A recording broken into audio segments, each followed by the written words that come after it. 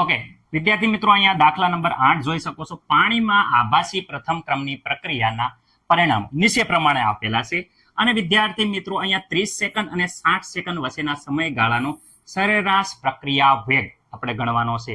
Okay, સરેરાશ પ્રક્રિયા વેગ એટલે વિદ્યાર્થી મિત્રો આર એવરેજ નું સૂત્ર બધાને ખબર છે, minus delta R upon delta T. Okay, મને નથી લાગતું કે કોઈને કઈ પ્રોબ્લેમ હોય.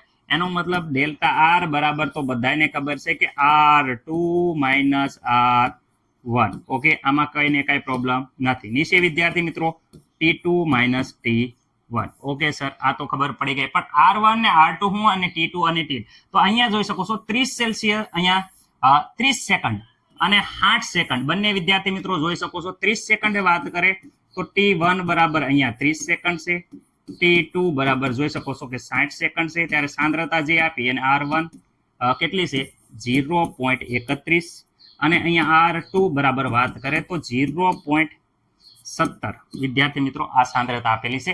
અહીંયા કિંમત આપી આમાં સૂત્રમાં મૂકી દઈએ તો અહીંયા માઇનસ જોઈ શકો છો કે R2 વિદ્યાર્થી મિત્રો અહીંયા જોઈ શકો છો તમે R2 બરાબર અહીંયા આપ્યા છે જોઈ શકો છો 0.17 માઇનસ R1 જોઈ શકો છો 0.31. ઓકે, મને નથી લાગતું કે આમાં કોઈને કાંઈ પ્રોબ્લેમ હોય. ઓકે, T1 અને T2 અહીંયા આપેલા છે તો અહીંયા T1 અને T2 અહીંયા જોઈ શકો તો વિદ્યાર્થી મિત્રો અહીંયા થઈ જાય છે 60 માઇનસ વિદ્યાર્થી મિત્રો 30. ઓકે, વ્યવસ્થિત રીતે જો આની અહીંયા બાદબાકી કરશો તો અહીંયા 31 માંથી 17 જશે તો વિદ્યાર્થી મિત્રો અહીંયા આવશે માઇનસ 14 આવશે.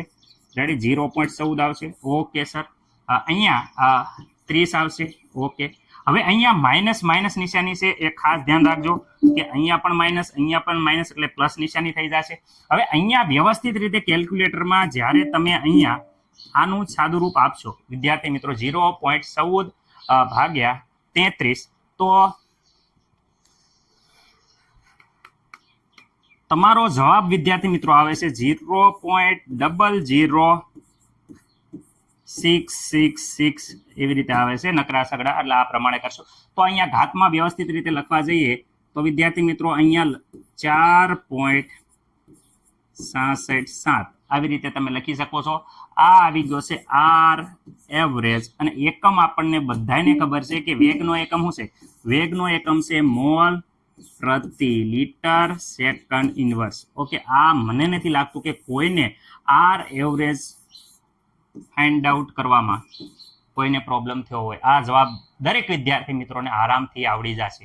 ઓકે વિદ્યાર્થી મિત્રો, વેગ અચળાંક વાળો એવરેજ સરેરાશ વેગ અચળાંક પણ ગોતવાનો હતો પણ એ આગલા ટેક્સ્ટ બુકમાં હતું. આમાં કાંઈ ઉલ્લેખ છે નહીં તો પણ આપણે અહીંયા તમને સ્ક્રીનશોટ મારફતે અહીંયા બતાવી દઈએ છીએ, જોઈ લેજો હરોહાર. સાથે વેગ અચળાંક સરેરાશ આપણે ગોતવાનું કે તો આ પ્રમાણે ગોતશું પછી.